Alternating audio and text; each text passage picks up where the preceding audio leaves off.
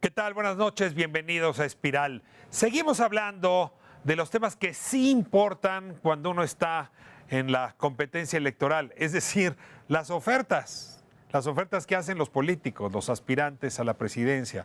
Ya hablamos de algunos de los asuntos más relevantes. Hoy le vamos a dedicar el programa a la infraestructura. ¿Cuál es la oferta carretera, portuaria, en materia de infraestructura de salud, en fin, infraestructura urbana, que traen las plataformas de las y los candidatos? ¿Cuál concretamente de quienes aspiran a la presidencia? ¿Están de buena calidad? ¿Nos dan un norte hacia dónde nos están llevando? ¿De qué diagnóstico están partiendo? Infraestructura como oferta política en esta campaña del 2018. Y nos acompaña gente que sabe y gente que debería ser escuchada, sin duda. Comenzamos.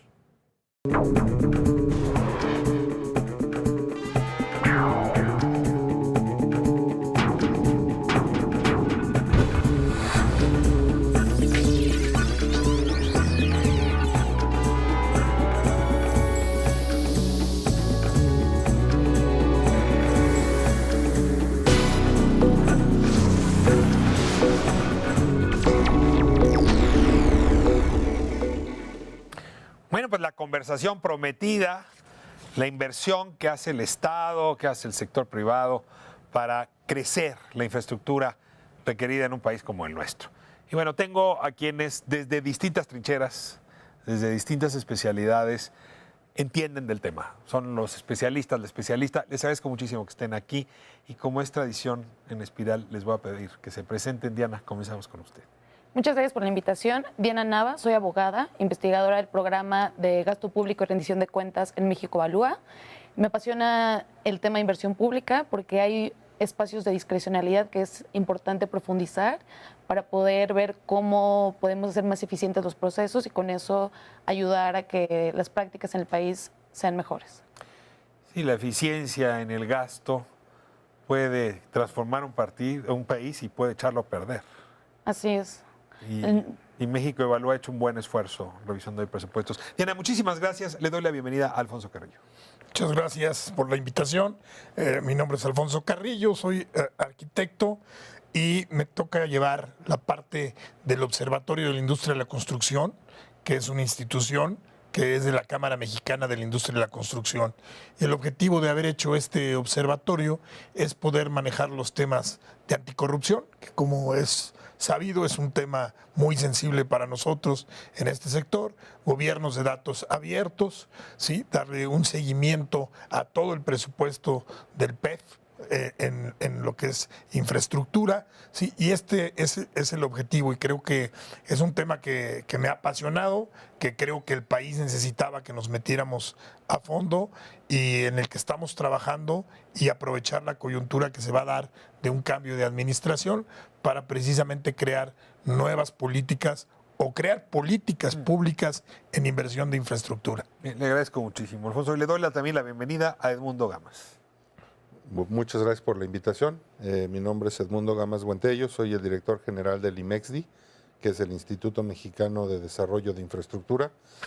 Básicamente somos un think tank independiente de infraestructura en México y pues mi labor en el instituto va muy en línea con mi pasión personal, que es cómo planear, ejecutar y conservar los grandes proyectos que requiere nuestro país. Grandes preguntas. Así es. Y también muy entusiasmados, como mencionó Alfonso, de tener la oportunidad de un cambio de gobierno y pues de hablar con un nuevo gobierno para hacer los cambios que pensamos que son tan importantes para el ecosistema de la infraestructura. Muchísimas gracias por estar acá y le doy también la bienvenida a Juan Calle. Gracias, Ricardo. Yo soy maestro en arquitectura por la UNAM y participo muy activamente en el tema del desarrollo urbano a través de la Asociación Mexicana de Urbanistas. Nosotros tenemos una gran preocupación, que es la que nos trae al programa, que tiene que ver con el ordenamiento del territorio, con el desarrollo regional, con una visión del nuevo desarrollo que deben tener las metrópolis del país, que son 59, donde se ha concentrado el 75% de la población del país y donde, por supuesto, la visión que tenemos de la infraestructura a diferencia a veces Los que hacen carreteras o los que hacen puertos. es que nosotros la vemos como un medio para el desarrollo económico y no como lo ve, por ejemplo, la autoridad actual, como un fin en sí misma, ¿no? A ver, vamos a hablar de la autoridad actual. El gobierno de Enrique Peña Nieto entra, abre su administración presumiendo los logros que López Mateos, y perdón que me regrese hasta allá, había aportado al país. Es decir, un presidente que le apostó muy duro a la infraestructura, ¿no? Es decir, reactivó. Sería impensable hoy lo que es el Valle de Toluca, el Valle del Lerma, sin esa gran apuesta. Y escribió incluso Enrique Peña Nieto, publicaron libros en esa lógica. Yo les confieso, yo sí me esperé una administración muy potente. Entonces arrancamos con que si ferrocarril a Querétaro, el de Toluca, las carreteras, los ramales, es decir, se venía una obra de infraestructura muy grande. Reviso los datos y me doy cuenta que es uno de los gobiernos que ha invertido menos como proporción del PIB en infraestructura. ¿Fue culpa de los chinos? ¿Fue culpa de la Casa Blanca? ¿Fue culpa de falta de proyectos? ¿No se entendió con la industria? A ver, ¿por qué este gobierno no cumplió con su propósito primero en esta materia? Yo creo que el principal problema que se tiene y por el que no pudieron cumplir, que no existen proyectos, no hay una planeación para la infraestructura. No hay proyectos ejecutivos. No hay proyectos ejecutivos, sino vienen siendo ocurrencias, y es la palabra, de campaña, donde tú llegas a algún lugar y se te ocurre ofrecer un hospital, Una y luego no hay escuela, recursos, una escuela. Pavimentar. Y entonces con ese plan nacional de infraestructura que hicieron, pues te das cuenta que todo lo que tenían proyectado, y según ellos el tren, ¿no? Uno de ellos que fue de los primeros que salió, pues no había un estudio real y empezaron a tener problemas de factibilidad, de productividad, de Perdón cómo que iba haga a la ser, broma, ¿no? es decir, lo tenían ante notario, pero no ante ingeniero. No había. Es más, no hay, ¿no? Sí. Que esa es una de las propuestas de nosotros ahora, los nuevos candidatos. Es decir, tengamos proyectos ejecutivos. Primera explicación, falta de proyectos ejecutivos. ¿Qué más? Nosotros coincidimos en que la decisión de contratar no está relacionada con una política de infraestructura. O sea, en México no contamos, y retomando lo que decía el arquitecto Juan Key, en México no contamos con una planificación e infraestructura basada en diagnósticos previos, técnicos, que tome en cuenta regiones y a nivel de país, y que a partir de ahí podamos identificar reales necesidades de infraestructura para generar valor en términos de desarrollo. Diana, perdón que te detenga ahí. Este es un gobierno que le apostó fuertemente al tema de la productividad. Habrá un plan nacional de productividad. Revisaron la vocación de las zonas.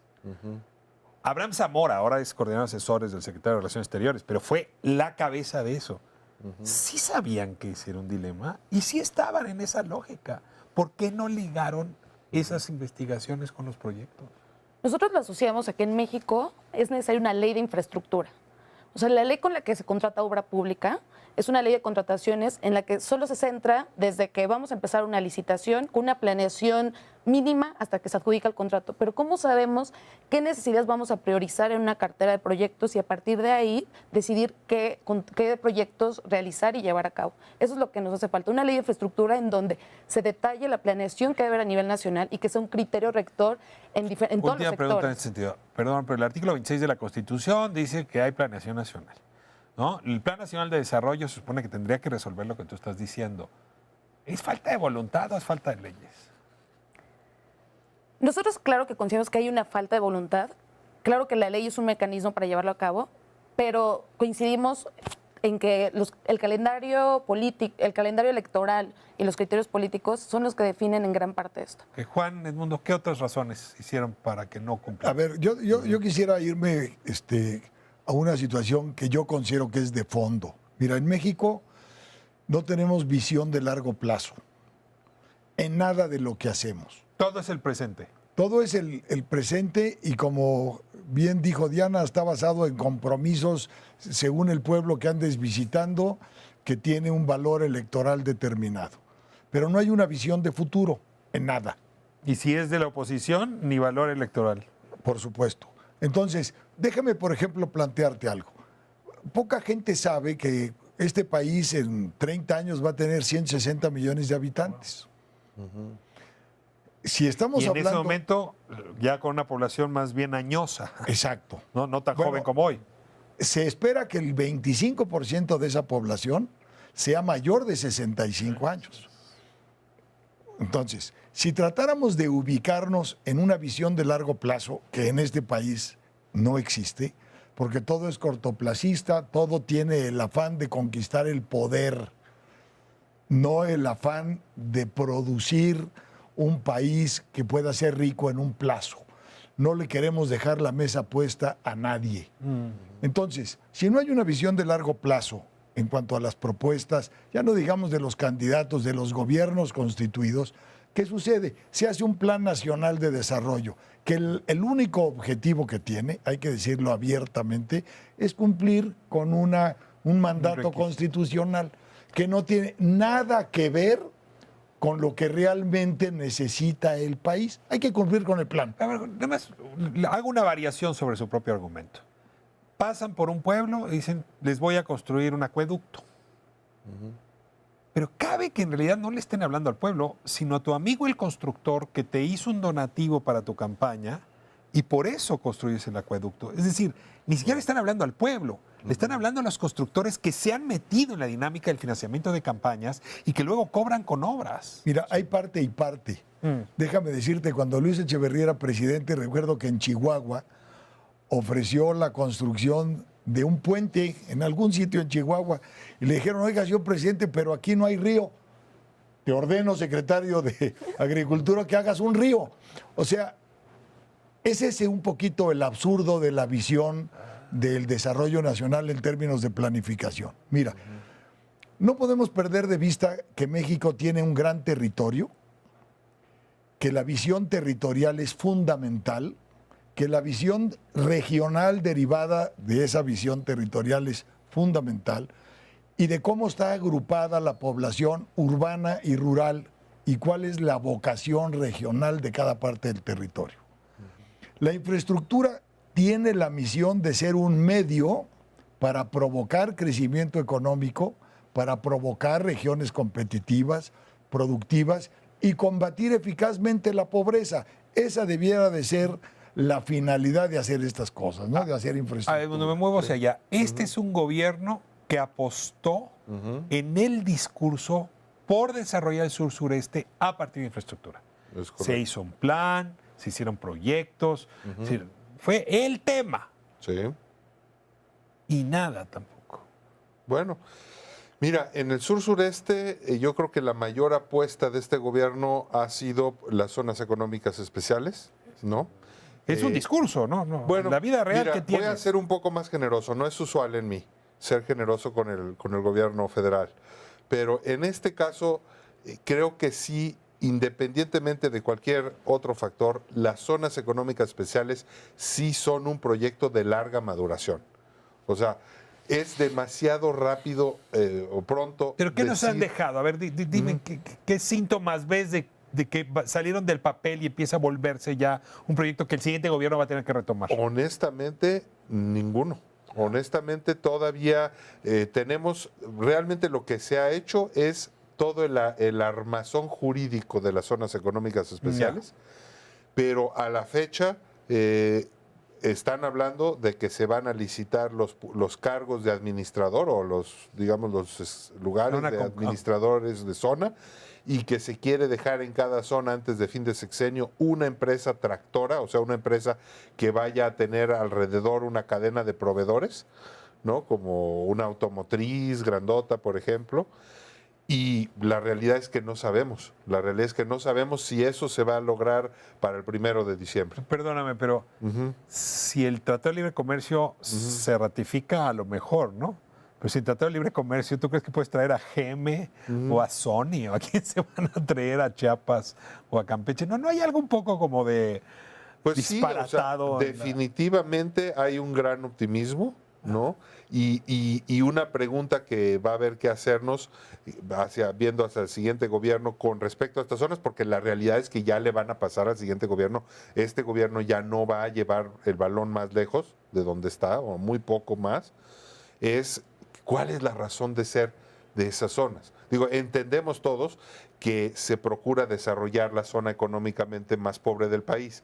Pero acabas de decir algo muy interesante, ¿cómo se van a conectar con el mundo? Claro. O sea, ¿cómo se van a conectar con el resto del país o con la costa oriente de Estados Unidos o con China? Que eso es lo que realmente les va a dar vida. Ahora, el desarrollo mexicano basado en el modelo exportador empezó en la frontera. Sí. Y es cierto que entre los años 90 y sobre todo en la primera década de este siglo, logramos bajar la frontera norte hasta Silao. Sí, Y mucho tuvo que ver con infraestructura. sí. Suena lógico que pudiéramos ahora bajar la frontera hasta el Suchiate y tiene que ver con infraestructura.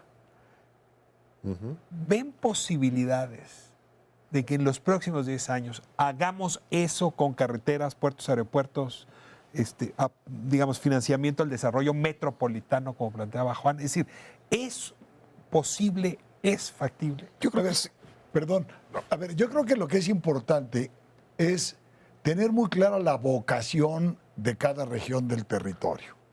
Es decir, pensar en industrializar hasta el Suchiate es un absurdo, Es un absurdo. totalmente un O sea, hacer pantalones de mezclilla en Chiapas, A ver. o pantallas planas en Sí, Campeche, ¿no le gusta la idea? Por supuesto, no. Y no, porque yo creo que lo que hay que validar y conocer es la vocación de cada región del territorio. Si tú tienes, por ejemplo, una vocación eminentemente turística, porque tienes valores históricos, tradicionales, culturales, gastronómicos, Península de Yucatán. etcétera, pues camínale por ahí. Es decir, no tienes por qué inventar en Campeche una fábrica de pantallas planas. Lo que por supuesto tienes primero que descubrir, determinar con claridad, es la vocación que tiene la región e impulsarla. O sea, finalmente, a ver, ¿cuál fue el éxito de España al término del franquismo? Descubrió su enorme vocación turística con su enorme riqueza cultural. como nos está pasando ahora a nosotros, tradicional. ¿no? Claro. A ver, entonces, ahorita que tocabas el tema del TLC, yo creo que México, por supuesto, tiene que verificar cuál es su verdadera vocación en el corto y en el mediano plazo. En función de esa vocación, el desarrollo industrial, con la infraestructura de la que se dispone, va a seguir adelante con o sin TLC. Porque también eso hay que tenerlo claro. Hoy, Ya íbamos creciendo en esa línea antes de firmarlo, seguiremos creciendo después de lo que pasa. o sea, Coincido con usted. tampoco creo que se deba hacer para que nos rasguemos las vestiduras.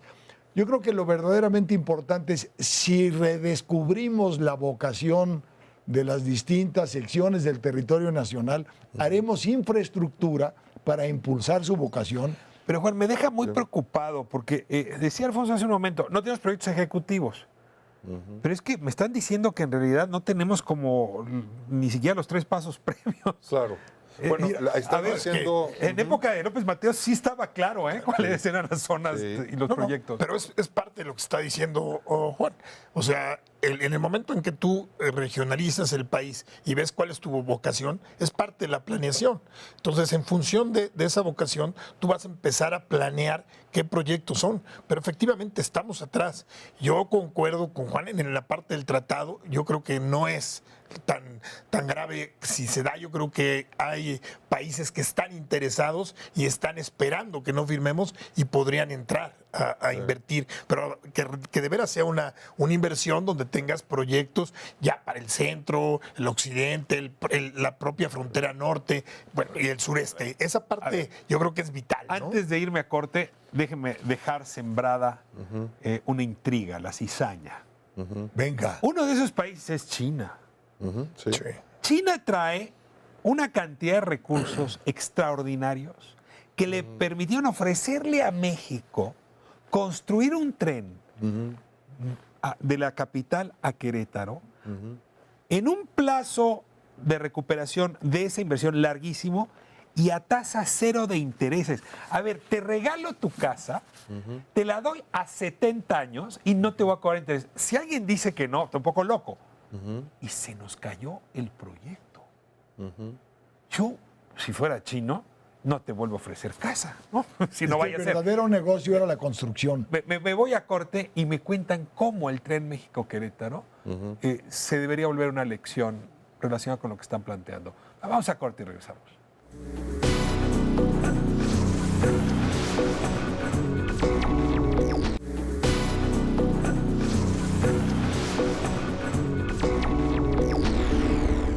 Estamos de vuelta, les agradezco mucho hablando de infraestructura.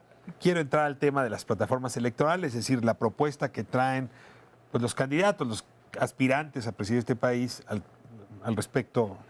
Pero antes déjenme cerrar en el asunto del diagnóstico, porque creo que sí es histórico el fracaso del tren México-Querétaro.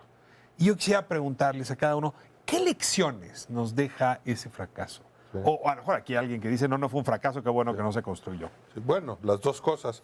O sea, qué bueno que no se construyó porque realmente no se veía la lógica del proyecto, ¿no? Desde los estudios no se veía que la demanda iba a ser lo suficiente.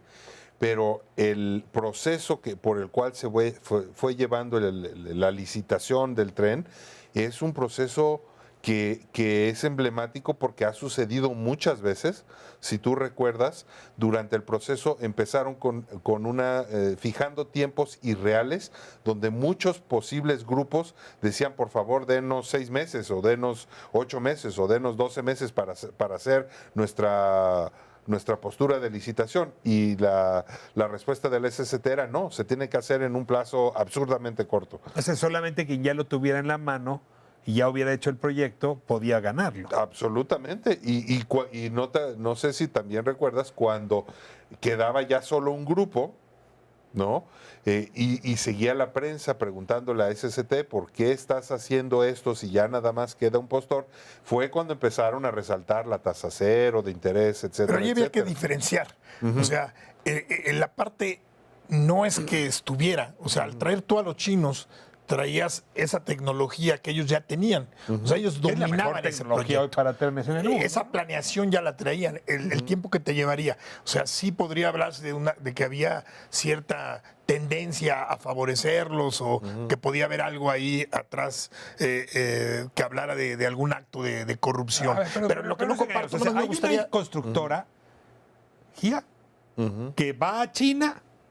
Los chinos le venden el proyecto y viene a México y la propone. A ver, ese es el origen, no el gobierno Es licitando. O sea, no, GIA. A mí me gustaría precisar. No, IGA es a la empresa que suben para tener buena relación con el gobierno. Pero no es IGA la que habla con los chinos y los trae. Tella era una empresita que subieron para tener buena relación con el gobierno.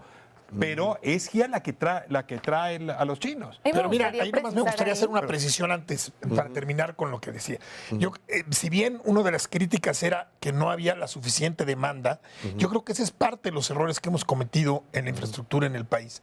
Que nuestra planeación es de reacción, no es de plan. Ahí había que apostarle al futuro, había que apostarle a ese crecimiento de la ciudad, de los 160 millones de futuros habitantes y un crecimiento que está teniendo Querétaro muy importante industrial, y habría que apostarle a eso y no estar reaccionando, es que no se necesita, pues a lo mejor ahorita la demanda no, pero proyectando el crecimiento de tanto la Ciudad de México como de Querétaro, yo creo que la apuesta era buena, o sea, yo creo que valía la pena. Y hasta asilado, ¿eh? O sea, ¿no? sí es Ahora un tema. Sí, sería bueno que analicemos que no es por el mero hecho de contratar y licitar un tren que llevara a Querétaro, eso iba a implicar valor en términos de un beneficio para la ciudadanía. Lo que hemos visto en datos del INEGI es que a partir de 2009, aun cuando se ha invertido más en infraestructura, el valor que se ha generado es menor. ¿Y esto por qué? Porque han habido ineficiencias en el proceso de contratación y también riesgos de corrupción que no hemos controlado debidamente. Uno de los grandes problemas que hemos identificado en México Evalúa y nos preocupa muchísimo es la falta de planeación en las obras.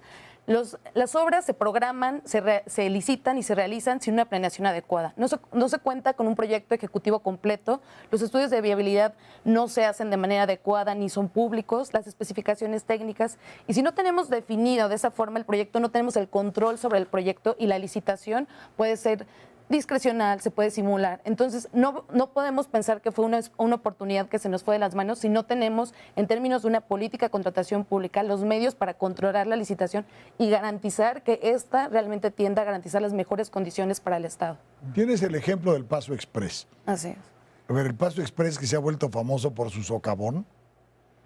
Y yo les comentaba, yo creo que debía de ser motivo de un juicio político, y lo digo públicamente al gobernador, que sacrifica la vialidad más importante de Cuernavaca para llegar rápido a Acapulco. Dices, oye, qué maravilla, ¿no? Qué generoso, ¿no? Qué generoso, porque el Paso Express es para ir rápido a Acapulco, no para llegar rápido a Cuernavaca ni a ninguna de las zonas de Cuernavaca. El tránsito local quedó supeditado al tránsito de largo itinerario que va a Acapulco. No te vayas a pasar de la salida porque No. llegas a Acapulco. Entonces, ahora, Sí. una obra hecha así, que por supuesto no tenía proyecto, como dice Diana, Y solicitó fue en 6 una días. ocurrencia. Fue una ocurrencia porque en lugar de hacer el libramiento, del cual hay comprado incluso parte del derecho de vía, dijeron, ¿para qué nos enfrentamos con los ejidatarios? Lo que yo como gobernador requiero, y me pongo de acuerdo contigo, con el gobierno federal, es una obra cuantiosa que vista mi administración, aunque al final acabó encuerándolo. Esa es la realidad. Pasa mucho, ¿no? ¿No? Bueno, pero eso es precisamente de lo que se está hablando. No existía un proyecto, no existía un plan para resolver el paso por Lo Cuernavaca. reconoció la Secretaría de Comunicaciones y Transporte. Se lo dijo No la existía Auditoría el plan. Superior de la Ese Se hizo una obra horrorosa en términos de carácter urbanístico, de arquitectura, de paisajes, si se puede decir que Y de tiene algo de seguridad. arquitectura. Y lo peor, las especificaciones de movilidad no cumplen ni con las normas del SCT. Te pongo un ejemplo, no hay acotamientos, el tamaño de los carriles no permite el paso de 2 tráilers al mismo tiempo sin que se lleven los espejos el uno del otro. Si hay un accidente no hay forma de sacar un vehículo porque hay una barrera separadora pesadísima que fue lo que impidió en su momento sacar a las personas que lamentablemente perdieron la vida. ¿Qué hay? Una brutal falta de oficio. O sea, no solo no hay planeación, y no hay planeación porque no hay quien la haga, porque se hace con gentes que fueron improvisadas para llevar a cabo el ejercicio del A ver, trabajo. tengo en que un entrar en momento materia de las determinado. plataformas, pero es que esta conversación sí me lleva a una pregunta que no me puedo ahorrar. Quien nos esté oyendo, sobre todo si es más joven que nosotros, es de la edad de Diana, está diciendo, México y sus capacidades para invertir en infraestructura, qué mal la hemos hecho. Y no es cierto. ¿No? Tuvimos una estupenda Secretaría de Comunicaciones y Transportes. Tuvimos formidables ingenieros. Había una larga carrera. Tuvimos constructoras muy serias. ICA hoy quiebra, pues, donde se encuentre, ¿no? Que ayudaron a ese desarrollo, empresas, carreteras. ¿Qué pasó? O sea, sí teníamos planeación. ¿A qué horas la perdimos?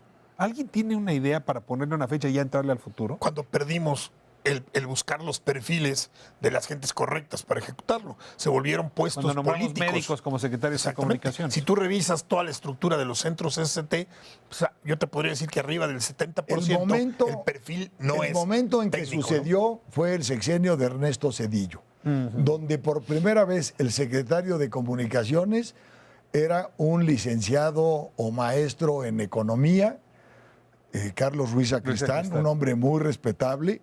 Estuvo también Guillermo Ortiz, otro hombre muy respetable. Pero no sabían del tema. Pero que no sabían del O tema. sea, no era Díaz, no era... No, a partir de ahí vinieron las desgracias en términos de convertir la Secretaría en un área de carácter político, donde los que sabían fueron siendo desplazados y fueron ocupándose los Y cargos. si uno mira, Banco de México tenía profesionales, Hacienda tenía profesionales, pero también Comisión Federal de Electricidad, SCT, Pemex, y sí, es una... Pero a ver, tengo que entrar Con hacia el agua. futuro. A ver, este es el estado del arte, creo que lo han pintado muy bien, y también han demostrado que a pesar de que es de mal gusto en este país, de mala educación, ser optimista, ustedes lo son. Sin duda. Es decir, el cambio de sexenio puede ser una oportunidad. Siempre y cuando los políticos que vayan a llegar a gobernar, pues tengan un diagnóstico como el que ustedes están haciendo. Y no tenemos todavía muchos elementos para saber si lo tienen o no, pero están las plataformas de los partidos, que es lo que hemos estado analizando en estos programas. Están sus declaraciones, están dicho lo que han dicho en el debate, el tema del aeropuerto, la disputa por el tren en el sureste, en fin. Yo les pediría que nos dieran en una nuez su mirada sobre estas ofertas políticas que están en esos documentos y en esas declaraciones. ¿Ven futuro? ¿Siguen igual de optimistas después de mi pregunta? A ver, te voy a decir yo dónde fundaría el optimismo que debemos de tener como sociedad. la sociedad civil, las organizaciones no gubernamentales han ido generando una expectativa muy importante que los políticos no pueden soslayar. Es decir, a diferencia de lo que pasaba hace 12 o 18 años, hoy hay una enorme capacidad de la sociedad civil para hacer el tipo de señalamientos que hace Edmundo o el que hace Diana o el análisis que hace la Cámara o el que podemos hacer nosotros. Ya no es fácil hacer a un lado a estas organizaciones. Ahora, las plataformas, desgraciadamente, para cumplir con un propósito de inscripción para poder competir, son muy pobres en todos los casos en materia de infraestructura. ¿Ninguna le gustó? No.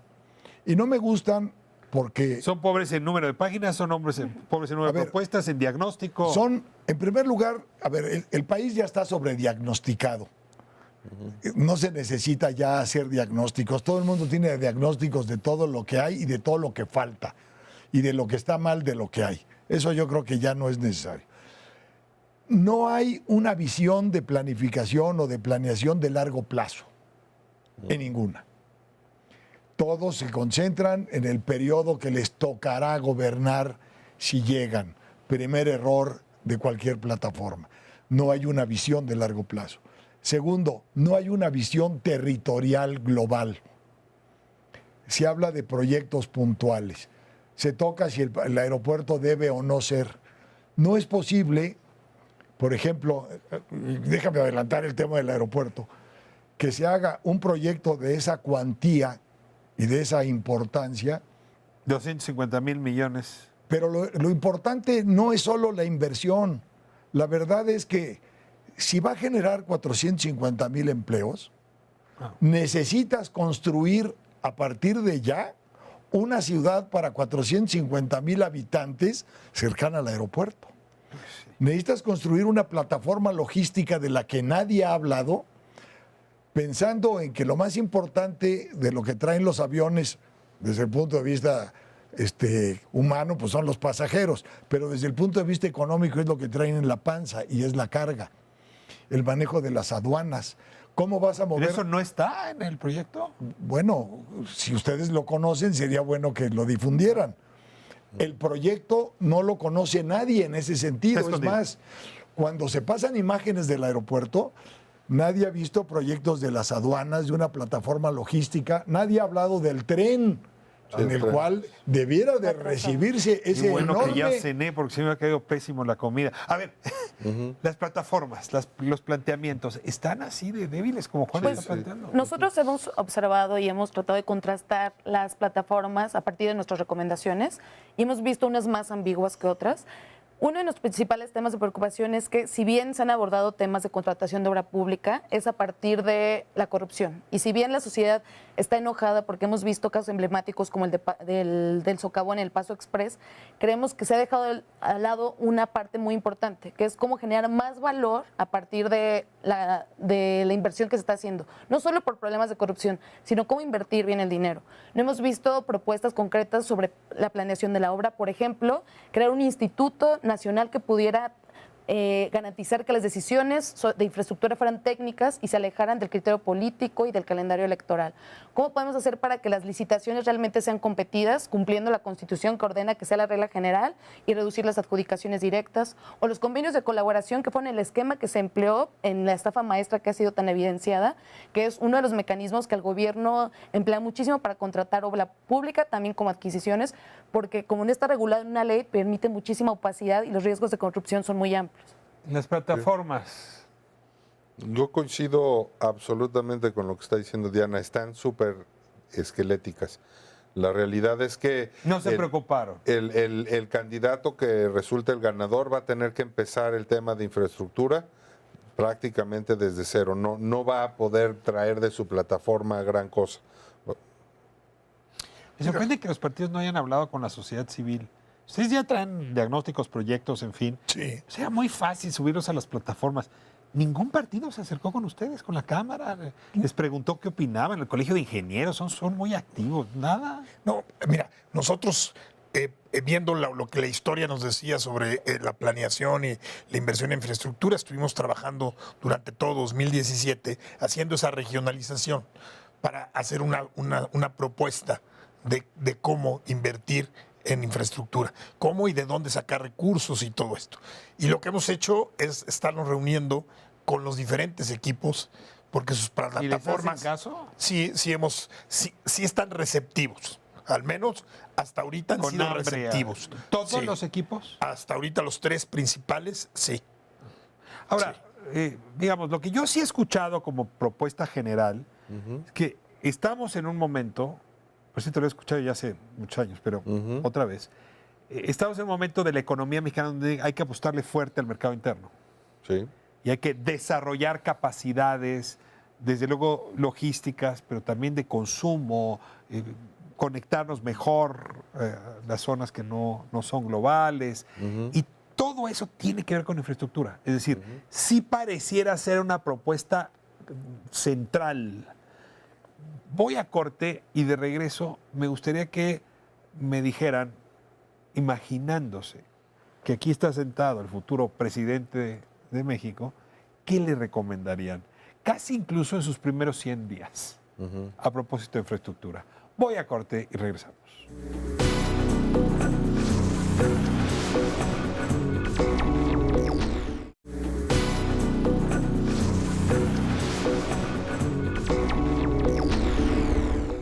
Bueno, estamos de vuelta en Espiral hablando de esa gran palanca de desarrollo que es la infraestructura. Es decir, es impensable la recuperación de los países europeos y Estados Unidos después de la crisis de los años 20 sin el gran proyecto de infraestructura. Que Roosevelt, los parques, ¿no? Y las grandes carreteras, que por cierto hoy siguen siendo inmensas y útiles. Pero bueno, a ver, si uno trata de entender por qué Hitler, a pesar del personaje en el que se convirtió, logró tanta popularidad, fue por una enorme inversión en infraestructura. Y me puedo seguir, ¿eh? La reconstrucción después de la guerra, ¿no? Tiene que ver con infraestructura. México y sus años, 30 años de gloria, ¿no? De crecimiento sostenido, tiene que ver con infraestructura. A ver, es la gran palanca. O sea, no estamos hablando de una esferita del árbol. Si estuvieran aquí enfrente del próximo presidente de la República, ¿qué le dirían? A ver, en materia de infraestructura, señor presidente, ¿le recomendamos 2 puntos? Nosotros estamos recomendando la creación de un Consejo Nacional o un Instituto de Infraestructura. Hay varios nombres al respecto, que sea autónomo. Eso es Que sea una útil, ¿Lo propuesta. INEGI? Exacto, Pues que es un sí, INEGI de la infraestructura, Y que que pueda ahí se conservar toda la desarrollen, información y las estadísticas Sí. para, para Bueno, proponer y pero- hacer y diagnósticos. que ahí desarrolles proyectos con esa visión a largo plazo. Tienes que resolverlo inmediato, no tienes de otra, pero no te puede absorber, sino entonces en ese instituto hacer las propuestas también a largo plazo. Esa sería una. A ver, alguien te estaría oyendo y diría, ¿más burocracia? No, al contrario, menos burocracia, más iniciativa privada, más participación de especialistas en infraestructura, Perdón, no está- políticos. ¿Y ¿no? si los constructores te secuestran esto, los grandotes, las 5 grandes, los que están en el aeropuerto, ¿cómo evitas que un instituto así te lo capturen?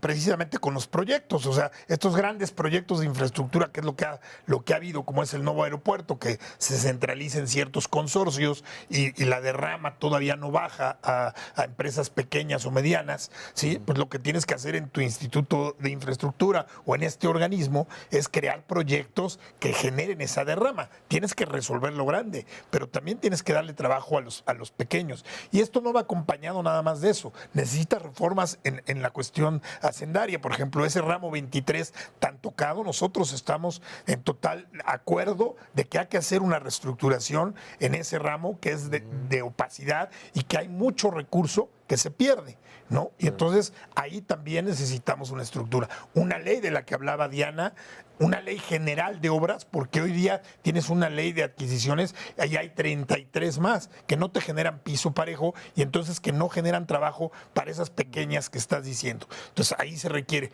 Y la ley de infraestructura pues, irá acompañada también para eso. O sea, tienes que hacer varias acciones. ¿Qué más? Sí. Pues en México Evalúa publicamos un libro que se llama Léase si quiere gobernar en serio, en donde abordamos 10 problemas públicos y uno justo es la infraestructura. Y hacemos propuestas a corto y mediano plazo.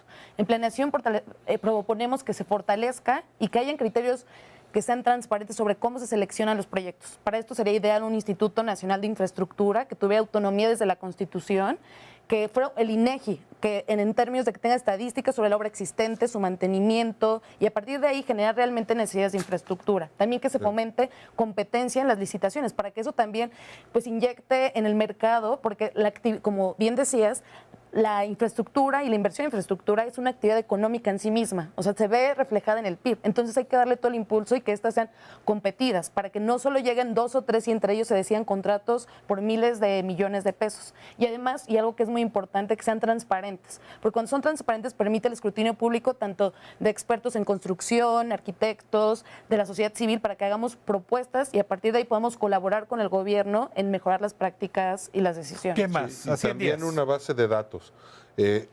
Todo esto que estoy totalmente de acuerdo de que tener un organismo autónomo que controle los proyectos, la planeación y ejecución de los proyectos, como además tienen muchos países, digo, Canadá, Reino Unido, Australia, Chile, Colombia y Perú.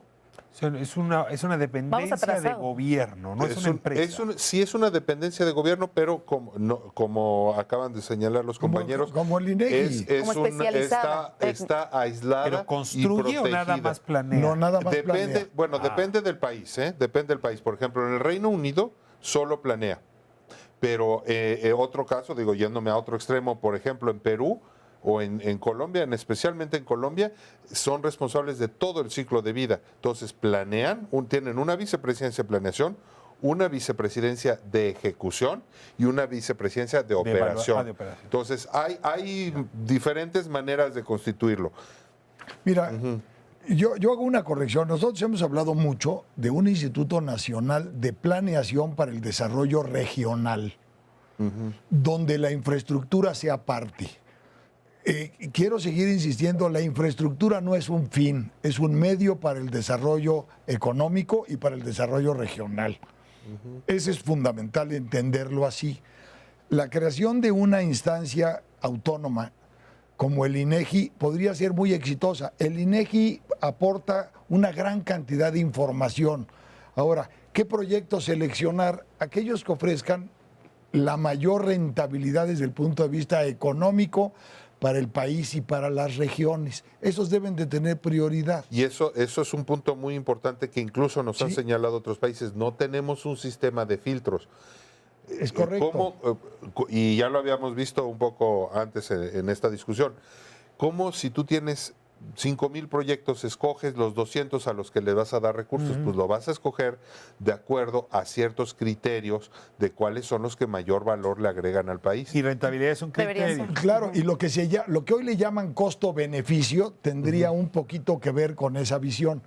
Es decir, al final del día tienes que hacer aquellos proyectos que generen un mayor beneficio en términos de desarrollo económico regional. Sí, y rentabilidad social, no solo Y rentabilidad social. financiera, que es una parte A ver, les quiero social. introducir una variable que a lo mejor está implícita en lo que están diciendo o no.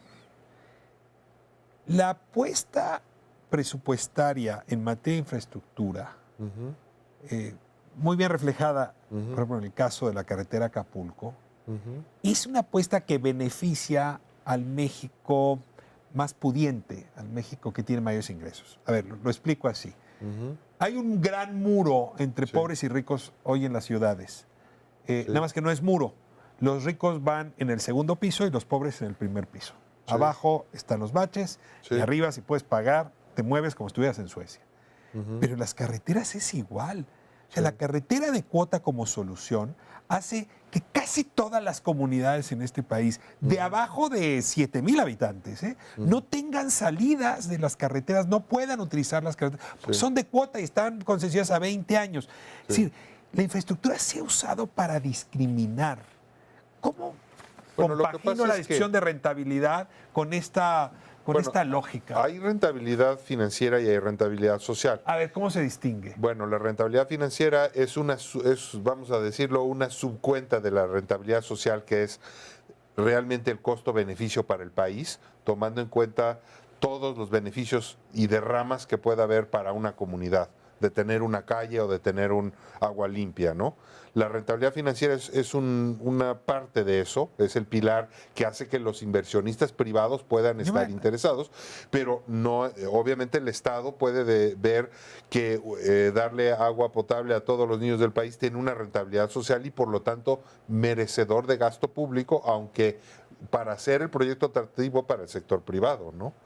Pero el problema que tenemos en México es que no tenemos una plataforma, vamos a decirle así, un lugar parejo o un medidor parejo para todos los proyectos. Déjame hacer una diferenciación. A ver, una cosa es la rentabilidad económica, otra es la rentabilidad financiera, es decir, la recuperación misma del proyecto, y otra es la rentabilidad social.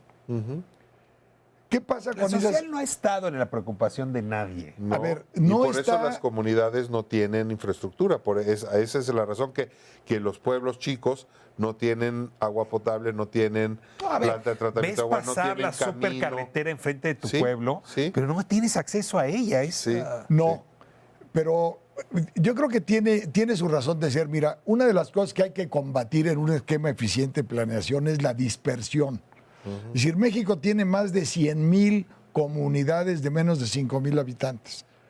Si tú le dieras entrada a todas esas comunidades a las autopistas, no habría rentabilidad de ningún tipo, por el tipo de vehículos incluso que circularían en ellas. Una de las cosas que hay que buscar al final es optimizar los asentamientos humanos, es decir, no fortalecer la dispersión. Lo que pasa es que conviven varios Méxicos en nuestro territorio, ¿no? Perdóname, pero llevamos en esta política más o menos desde Salinas. Y las comunidades de 5,000 habitantes siguen ahí. Sí. Me parece Bueno, un poco es que es al abusivo revés. decirte, ¿sabes qué? Te voy a Sí. castigar por vivir en una comunidad de 5,000 no poniéndote carretera. A ver, la gente sigue viviendo ahí. Te la voy a voltear con un argumento que me das hace un momento. México no construyó trenes a Toluca, a Cuernavaca, a Pachuca, porque no fuera a hacer que creciera la mancha urbana. Sí. Sí. Cuando era obvia la necesidad de construir. ¿No sería mejor jugar a la alemana y conectar a todos los pueblecitos? Porque así es como vivimos los Oye, mexicanos. perdón que corrija, los trenes sí existían y por una política absolutamente errada desapareció el transporte ferroviario de México. O sea, Y el argumento era ese, ¿eh? No vaya a ser que se nos desarrolle la mancha urbana. Pero a ver, Porfirio Díaz construyó toda la red que hoy se conoce. Lo único que se ha hecho es ampliarla en términos de ancho de vía, ¿eh? Sí. Bueno, ¿para qué me pierdo por ahí? Mira, yo creo que hay varias vertientes en el tema de la planeación. Por supuesto, algo que no se ha atacado es la dispersión en términos del territorio. Esos pueblitos que viven del autoconsumo, hay que dar incentivos para que se sumen a poblaciones de mayor tamaño, generando fuentes de trabajo y fuentes de desarrollo Una económico. carretera te hace sumar. Pero no forzosamente una autopista de largo itinerario, que son dos visiones diferentes. Mira, en tiempos de Lázaro Cárdenas, las carreteras se conocían como medio de comunicación y no eran más que carreteras a Me pelo queda de muy poco cerro. tiempo, pero es que ni los ramales nos estamos conectando. Pero es que eso nos lleva al problema de origen, o sea, la falta de seriedad en la planeación. Por ejemplo, los análisis de factibilidad y el análisis de factibilidad social, en donde estaría involucrado esto, se ve como un checklist, como un punto nada más a cumplir, pero no hay medios para garantizar que efectivamente eso tenga incidencia en la decisión. Sino son documentos que forman parte de la planeación, pero no trasciende en la forma de contratar ni en cómo se planea el proyecto para cubrir si de alguna forma hay alguna afectación a la población cercana. Por ejemplo, otro tema que se ha pasado por alto es la consulta a comunidades indígenas, o sea, aun cuando en términos de derechos humanos... Se pasó por alto, los líderes indígenas están en la cárcel, muchos, por Ajá, haberse pero aún así opuesto.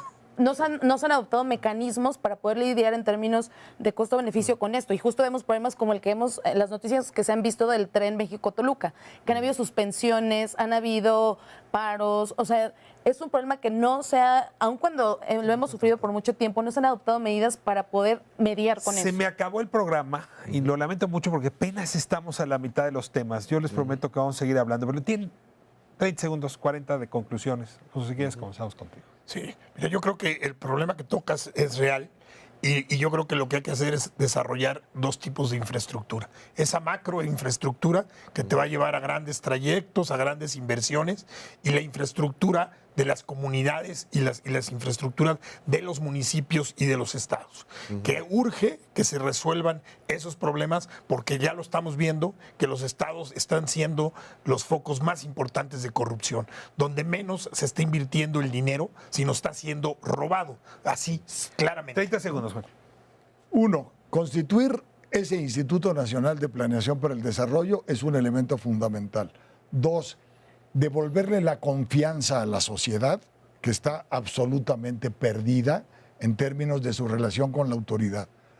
3. Si quieres hacer obras de infraestructura, tienes que seguir varias cosas. Tener un plan, tener el derecho de vía para llevarla a cabo, tener los proyectos ejecutivos y tener una legislación congruente con el deseo de abatir la corrupción. Sí. Bueno, yo voy a aportar dos cosas. Una es la imperativa necesidad de que este instituto autónomo cuente con una base de datos, un programa realmente dedicado para llevar la información de infraestructura. Hoy en día no tenemos un Estamos a software, ciegas. ¿no? Y eso no nos da visibilidad ni para planeación, ni para ejecución, ni para auditoría, ni para mantenimiento. Y la otra cosa, fortalecer la capacidad de los municipios, si es necesario, con entidades federales, de planear esa infraestructura municipal. Bien. 1, tenemos que generar más valor con los recursos públicos que se están invirtiendo, y esto es muy importante con obras necesarias que se justifiquen en diagnósticos previos, basados en aspectos técnicos, y en esto nos ayudaría un Instituto Nacional de la Planeación. 2, fortalecer también la planeación de cada proyecto, con documentos completos sobre el proyecto arquitectónico, el proyecto de ingeniería, especificaciones técnicas, y esto nos va a ayudar a que las licitaciones sean más competidas, y también a que las autoridades puedan revisar y fiscalizar qué se está haciendo y decir, esto se te pidió, esto es lo que debes de entregar, y a la par, sí, la transparencia se aumenta, va a permitir la participación de la sociedad civil y que podamos contribuir en que el valor a través de la infraestructura sea una realidad. Pues de plano es apenas una probadita de lo que el tema implica. A mí ya me abrió el apetito. Les agradezco mucho que hayan traído sus ideas, su inteligencia, sus reflexiones a la televisión, y que desde aquí pues también influyamos para una sociedad civil, que Alfonso quien lo decía, mucho más exigente y mucho más ordenada y calculadora en su exigencia. Si esto se lo dejamos solamente a los que andan ofertando como merolicos carreteras, escuelas y hospitales, pues el caos va a seguir imperando. Nos vemos próxima semana aquí en Espiral, miércoles 10 de la noche. Y de nuevo, pues muchas gracias por permitirme, por permitirnos entrar a su hogar.